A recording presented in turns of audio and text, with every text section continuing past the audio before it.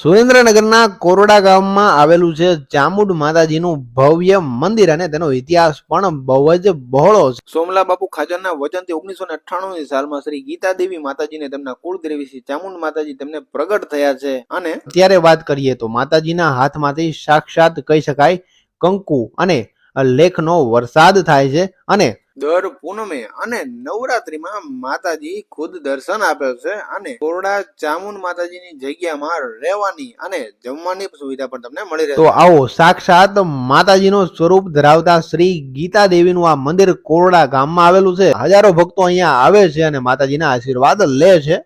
મંદિરની દિવાલો પર આ મંદિરનો હજારો વર્ષો જૂનો ઇતિહાસ સુવર્ણ અક્ષરે લખેલો છે અને વર્ષોથી માતાજીના હાથમાંથી નીકળેલા લેખ અને સિક્કા તથા કંકુ પણ માતાજીના મંદિરની આસપાસ સાચવીને રાખેલું છે. તમે જઈને તે રૂબરૂ પણ જોઈ શકો છો. તો આવો બહોળો અને